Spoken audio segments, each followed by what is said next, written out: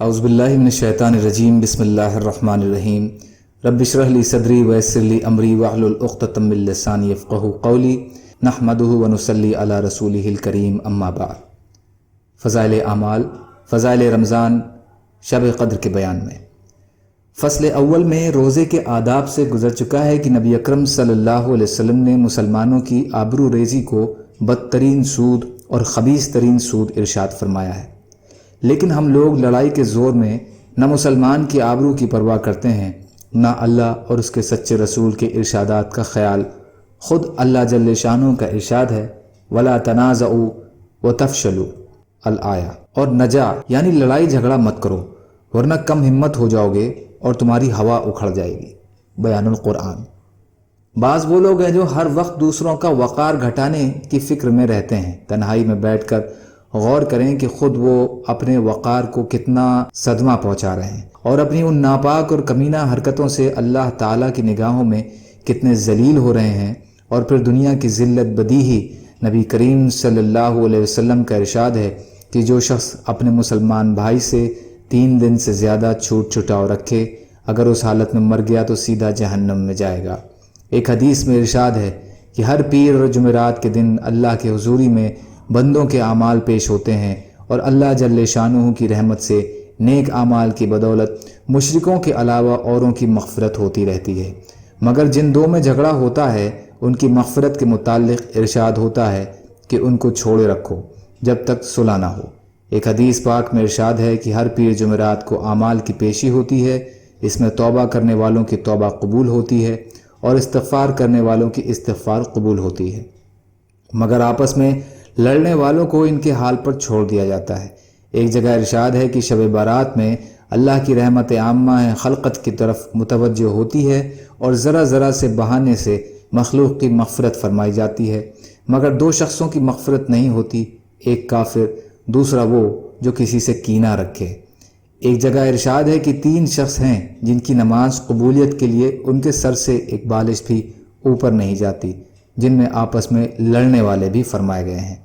یہ جگہ ان روایات کے احاطے کی نہیں، مگر چند روایات اس لیے لکھ دی گئی ہیں کہ ہم لوگوں میں عوام کا ذکر نہیں، خواص میں اور ان لوگوں میں جو شرفاء کہلاتے ہیں، دیندار سمجھے جاتے ہیں، ان کی مجالس، ان کے مجامع، ان کی تقریبات اس کمین حرکت سے لبریز ہیں۔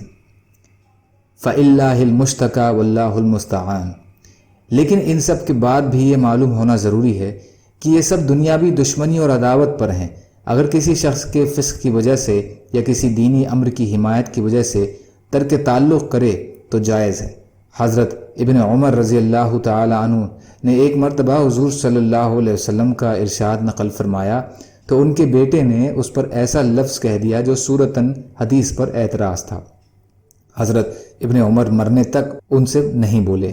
اور بھی اس قسم کے واقعات صحابہ کرام رضی اللہ تعالی عنہم کے ثابت ہیں، لیکن اللہ تعالی شانہ دانا و بینا ہیں، قلوب کے حال کو اچھی طرح جاننے والے ہیں، اس سے خوب واقف ہیں کہ کون سا ترک تعلق دین کی خاطر ہے اور کون سا اپنی وضاحت اور کثر شان اور بڑائی کی وجہ سے ہے۔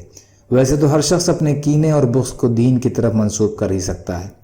دوسرا امر جو حدیث بالا میں معلوم ہوتا ہے کہ وہ حکمت الہی کے سامنے رضا اور قبول و تسلیم ہے، باوجود اس کے کہ لیلۃ القدر کی تعین کا اٹھ جانا صورتاً بہت بڑی خیر کا اٹھ جانا تھا، لیکن چونکہ اللہ کی طرف سے ہے اس لیے حضور صلی اللہ علیہ وسلم کا ارشاد ہے کہ شاید تمہارے لیے یہی بہتر ہے۔ نہایت عبرت اور غور کا مقام ہے۔ اللہ جل شانہ کی رحیم و کریم ذات بندے پر ہر وقت مہربان ہے۔ اگر بندہ اپنی بدعمالی سے کسی مصیبت میں مبتلا ہو جاتا ہے تب بھی اللہ تعالی شانہ کی طرف سے تھوڑی سی توجہ اور اقرار عز کے بعد اللہ کا کرم شامل حال ہو جاتا ہے، اور وہ مصیبت بھی کسی بڑی خیر کا سبب بنا دی جاتی ہے، اور اللہ کے لیے کوئی چیز مشکل نہیں۔ چنانچہ علماء نے اس کے اخفاء میں بھی چند مسالے کے ارشاد فرمائے ہیں۔ اول یہ کہ اگر تعین باقی رہتی تو بہت سی کوتاہ تباہیں ایسی ہوتی کہ راتوں کا اہتمام بالکل ترک کر دیتی، اور اس صورت موجودہ میں اس احتمال پر کہ آج ہی شاید شب قدر ہو، متعدد راتوں میں عبادت کی توفیق طلب والوں کو نصیب ہو جاتی ہے۔ دوسری یہ ہے کہ بہت سے لوگ کی معاصی کیے بغیر ان سے رہا نہیں جاتا۔ تعین کی صورت میں اگر باوجود معلوم ہونے کے اس رات میں معصیت کی جرت کی جاتی تو سخت اندیشہ ناک تھا۔ نبی اکرم صلی اللہ علیہ وسلم ایک مرتبہ مسجد میں تشریف لائے۔ ایک صحابی رضی اللہ تعالیٰ عنہ سو رہے تھے۔ آپ صلی اللہ علیہ وسلم نے حضرت علی رضی اللہ تعالیٰ عنہ سے ارشاد فرمایا کہ ان کو جگا دو تاکہ وضو کر لیں۔ حضرت علی رضی اللہ تعالیٰ عنہ نے جگا دیا، مگر حضور صلی اللہ علیہ وسلم سے پوچھا کہ آپ تو خیر کی طرف بہت تیزی سے چلنے والے ہیں، آپ نے خود کیوں نہ جگا دیا؟ حضور صلی اللہ علیہ وسلم فرمایا، مبادہ انکار کر بیٹھتا اور میرے کہنے پر انکار کفر ہو جاتا، تیرے کہنے سے انکار کفر نہیں ہوگا۔ تو اسی طرح حق سبحانہ و تقدس کی رحمت نے گوارا نہ فرمایا کہ اس عظمت والی رات کے معلوم ہونے کے بعد کوئی گناہ پر جرت کرے۔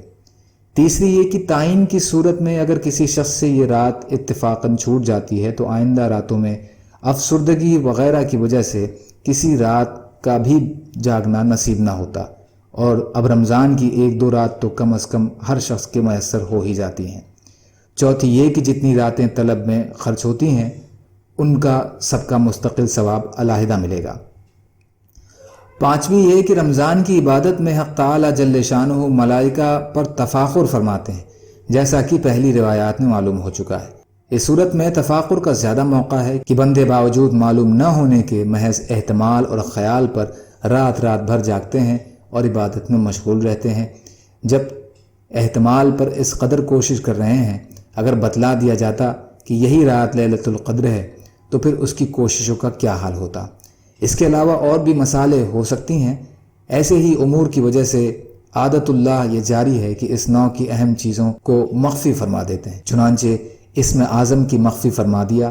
اسی طرح جمعے کے دن ایک وقت خاص مقبولیت دعا کا ہے، اس کو بھی مخفی فرما دیا۔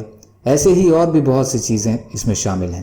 یہ بھی ممکن ہے کہ جھگڑے کی وجہ سے اس خاص رمضان المبارک میں تعین بلا دی گئی ہو اور اس کے بعد دیگر مسائل مذکورہ کی وجہ سے ہمیشہ کے لیے تعین ہٹا دی ہو۔